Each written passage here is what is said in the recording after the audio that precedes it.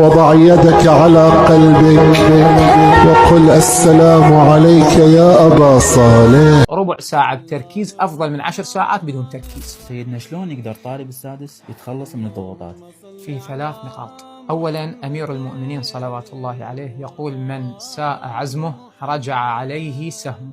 أول شيء، لا تنثني عزيمة الإنسان. هذه النقطة الأولى مرتبطة بنقطة ثانية اللي هي الهدف. مو فقط الطالب اللي بالسادس الآن، اللي هي المدرسة من الأول ابتدائي إلى أن يخلص حتى من الجامعة، لابد أن يضع هدف أمامه. إذا ما عنده هدف ما يقدر يكمل مسيرة خطوتين، يعني خطوتين للأمام ما يقدر يتقدم. هم نفسهم الآن يبدون المرحلة ومن ثم يوصل إلى السادس، يوصل إلى الأول، يوصل إلى الثاني، ومرات تلقاه بامتياز ويفشل لأنه فاقد الهدف. فأمير المؤمنين صلوات الله عليه يشدد على الهدف. فاليوم طالب السادس إذا يخلي الهدف أمامه، هاي كلها المعرقلات ما يلقاها راح. بس إذا ماكو هدف، أصغر معرقل راح يقطع مسيرته. ذني أمرين أساسيات: العزيمة والوصول إلى الهدف، يعني عزيمة ويحدد هدف. الأمر الثالث وهو أهم: الارتباط بالله.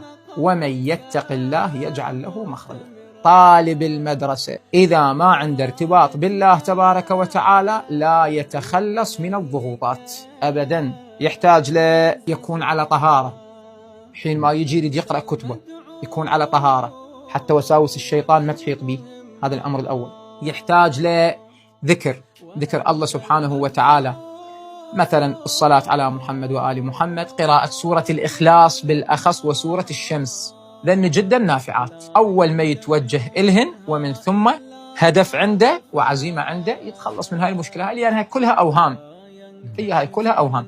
العنوان مخوفهم وزاري، ونفس المادة نفس الامتحان، هو خايف من العنوان، يعني ماكو شيء كارتوني بتعبيرنا أمامك. تصير أقوى. شلون يقوي الأمل؟ يعني هو قلت لك يقوي الأمل بالله تبارك وتعالى، وثانيا يعتقد بأن هو أقوى من هذا الوهم. هذا وهم لا أكثر، هذا وهم. هو مني يخاف من شيء راح يخاف من عده، يقول أنا شلون راح هاي إذا يقول شلون وقع، حتى لو يكون أذكى طالب هم راح يوقع. هاي شلون خليه يشيلها بعد. هو تحسب أنك جرم صغير وفيك انطوى العالم الأكبر. عقل الإنسان بقدر قراءته ونظام وقته، ومو بكثرة القراءة. هم لا يتوهمون عبالهم كثرة القراءة هي تجيب النتائج، لا، التركيز. ربع ساعة بتركيز أفضل من 10 ساعات بدون تركيز. أحسنتم سيد. الله يجازيكم بالخير إن شاء الله، ونتمنى لهم النجاح جميعا إن شاء الله. صلى الله عليك يا أبا عبد الله.